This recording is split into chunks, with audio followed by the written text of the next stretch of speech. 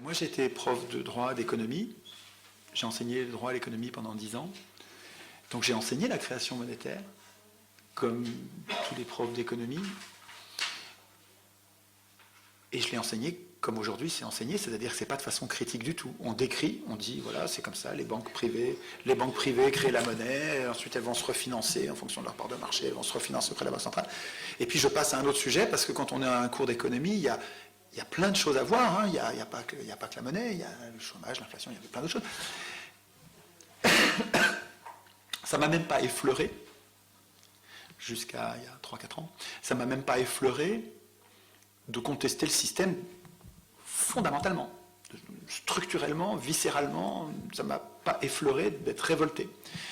Et Frédéric Lordon, c'est un ami, c'est quelqu'un que j'aime beaucoup, avec qui on discute beaucoup, et qui me disait, quand je lui ai commencé à lui parler de création monétaire, en disant, mais c'est incroyable ce truc, quoi, les banques privées qui créent la monnaie, Frédéric me disait, mais enfin, tu tombes des nues, enfin, d'où tu sors, tout le monde sait ça, on apprend ça en première année de fac.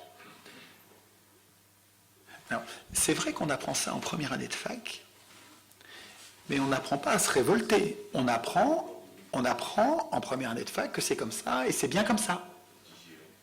Mais c'est pas pareil que si on l'apprenait en disant « Et qu'est-ce que vous en pensez ?» Parce que quand vous voyez comment ça marche la création monétaire, mais il y a de quoi descendre dans la rue et foutre le bordel, un bordel noir. Enfin, c'est incroyable. Le cas caricatural, c'est les Américains. Les Américains, avant 1913, ils avaient une banque centrale, mais qui était encore sous contrôle des citoyens, plus ou moins. Et puis, ils n'avaient pas d'impôt sur le revenu. Ils n'avaient pas d'impôt sur le revenu. La même année, 1913, alors je veux dire, ils peuvent marquer cet anniversaire d'une pierre noire. La même année, les banquiers privés, 5 banquiers, ont réussi avec des manœuvres qui sont... Vraiment, il faut lire ça, quoi. C'est passionnant, il faut lire ça. Il y a 2 gars qui ont enquêté toute leur vie sur le sujet et qui ont retracé ça méticuleusement. C'est passionnant. 5 banquiers qui ont réussi à obtenir que quand l'État américain a besoin d'argent, il n'y a pas de problème. C'est nous, les banquiers privés, qui allons lui donner, qui allons lui prêter, avec un intérêt de 6%. C'est incroyable. C'est génial. C'est génial. Donc, depuis, alors ils n'étaient pas endettés à l'époque, du tout, les États-Unis n'étaient pas endettés. Aujourd'hui, la Fédérale Réserve, alors ils ont décidé de s'appeler Federal Reserve pour que ça ne sente pas.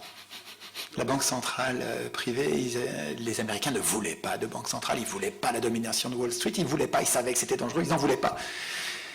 Et ils ont fait un truc malin, ils ont dit on va l'appeler Federal Reserve.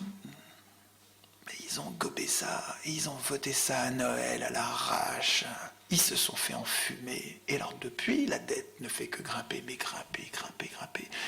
Et la même année, ils ont inventé l'impôt sur le revenu. C'est le même président Wilson qui a mis en place les deux. Et l'impôt sur le revenu, écoutez, je ne sais pas si ça a été conçu comme ça, mais on dirait que ça, tout se passe comme si, et c'est comme pareil en France, hein, plus tard, mais pareil en France, tout se passe comme si, premier temps, je commence par endetter l'État à mon endroit, moi banquier, je commence par faire que l'État me doive de l'argent, et ensuite, pour que l'État ait de l'argent, je fabrique un nouvel impôt qui va servir à financer cet argent-là. Et finalement, je fais bosser les Américains pour moi, quoi, hein, et moi, je continue à faire rien d'autre que m'acheter mon yacht, mon machin, comme Veblen disait. Mais attends, mais c'est que ça marche vachement bien, et finalement, l'impôt sur le revenu, il prend tout le service de la dette aux États-Unis. C'est-à-dire que toute la masse monétaire des États-Unis, qui est de la dette, évidemment, il faudra qu'on prenne le temps d'expliquer ça, la monnaie, c'est de la dette. De la dette de l'État ou de la dette de la banque, mais c'est que de la dette. En France, c'est pareil. Tout ce que vous payez en impôt sur le revenu, 100% de ce que vous payez, ne sert pas à faire marcher les hôpitaux, les écoles, les services publics, pas du tout, ça part tout dans le service de la dette, c'est-à-dire que ça part dans les poches des riches qui ont prêté à l'État, parce que l'État a renoncé à créer lui-même la monnaie dont il a besoin. L'État, c'est l'État. Nous, en fait, nos représentants, en fait, des félons, des traîtres ont obligé l'État, nous ont obligés à nous endetter auprès d'acteurs privés, donc des gens qui, par définition, ont de l'argent. S'ils peuvent nous prêter, c'est qu'ils ont de l'argent. À nous endetter auprès de ces gens-là, en leur payant un intérêt. Et cet intérêt, alors il a grandi depuis 1973. Et si vous regardez les déficits, alors les déficits de chaque année, ils sont égaux au service de la dette. C'est-à-dire que s'il n'y avait pas la dette, on serait resté à peu près, grosso modo, on serait resté à peu près à l'équilibre, à peu près. C'est-à-dire qu'en fait, le déséquilibre, c'est la formation de la dette et le service de la dette, pas le remboursement. C'est inaccessible le remboursement, ça fait trop d'argent. Le service de la dette, juste les intérêts, l'État le prend par l'impôt sur le revenu et le donne aux riches.